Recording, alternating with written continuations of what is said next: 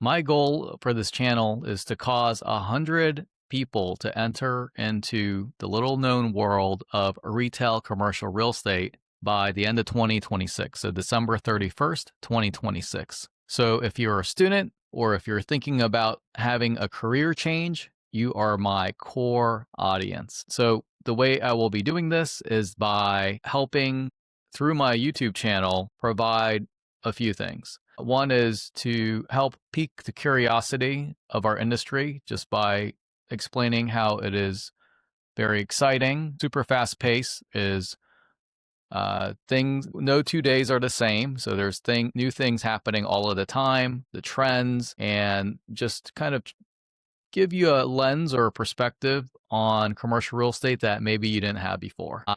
There's also a lot of money to be made. So if you had some professional aspirations, be it financial or even proficiency wise, there's a lot of aspects of it. It's not just deal making. There's also operations. There's asset management, valuations. You could, if you're very good at math, there's something there for you. If you're very good at communications, there's plenty for you to do there. And if you're just very good at problem solving, which is probably the trait that is most in demand, there is plenty to do. And then if you know how to solve problems, you will have the highest job security out there. I will go over the differences between the different commercial real estate asset types. So there's really four main food groups, if you will. There's office, industrial, multifamily, and retail, but then there's also hospitality and self-storage and those other things. I'll go over that.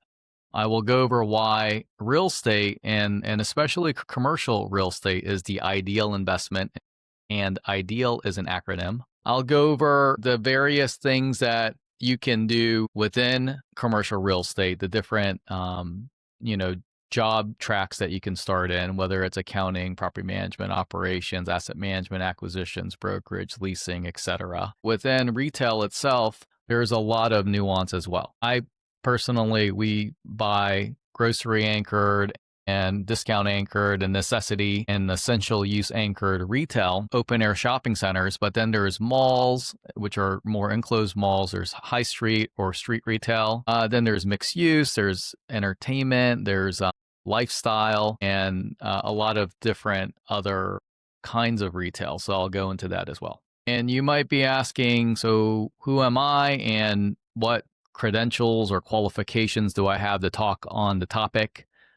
So I have been in commercial real estate now for 25 years, and I've only done retail. So I am hyper focused, like an inch wide and a mile deep on retail. So I know the asset class extremely well. I graduated from University of Florida with a degree in finance, and I started off in retail leasing at Terranova Corporation under Beth Azor and also under Stephen Bittel, and did that for a number of years, became one of the best, I would like to say.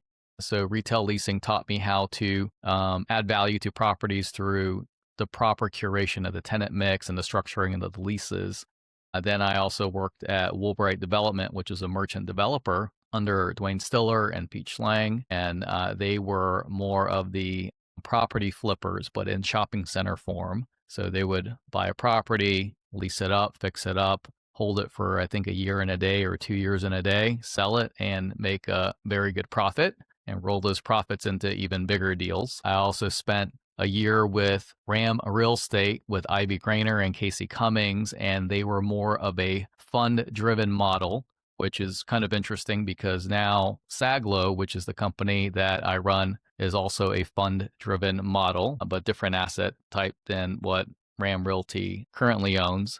And then at Saglo, I've been with the company for about 13 years now and started off in acquisitions, but really got into all aspects of the company. And I have been president of the company now for about 9 years now. So I know the industry just really, really well. A little bit of statistics is that when I joined the company had about 10 people. Today, we have close to 30 people. At the time, we had about 650,000 square feet that we own. Today, we have 2.5 million square feet that we own across multiple states, 25 properties, and we had sold off a few properties. I helped to acquire over 2 million square feet of properties, over $90 million of equity procure well over $100 million of debt. I approve the leases. I approve capital expenditures and things like that. So I just see it from a very ground level perspective. And I have probably read 1,000 leases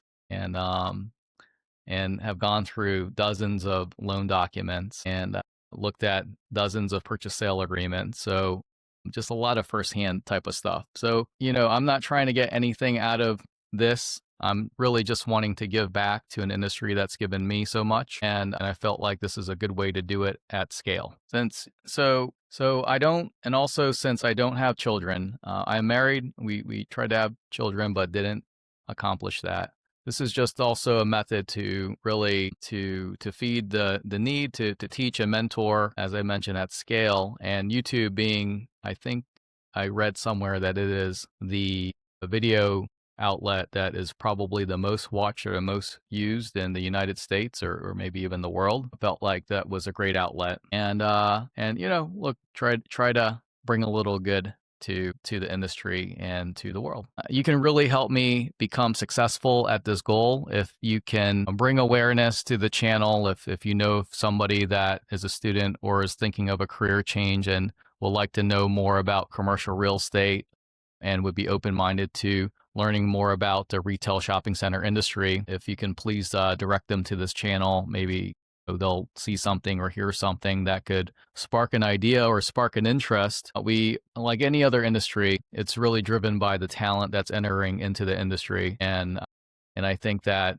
our industry really deserves the best talent, and it's extremely rewarding and fun as well with a very strong community. It's when you go, it's interesting because ICSC, which is the industry organization, has about 30,000 members, and which sounds like a lot of people, and it is. But when you go, it's a very small circle when you consider how big in magnitude and dollar value this industry is. So pretty interesting stuff. One of the things I would really like to do is kind of put myself in the time machine and just give the viewers an idea of maybe what I would do differently if I was 21 and knew what I knew now, or how I would do things maybe a little bit differently the first couple of years in the industry.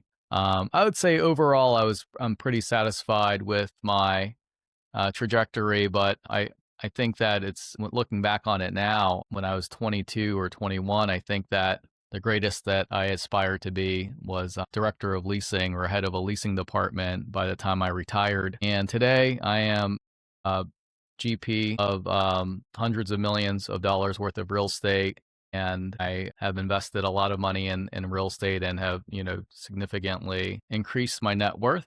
And it's all, slow and steady. And I like to say that commercial real estate is a get rich slow scheme. So stay consistent and stay optimistic and have the right mindset.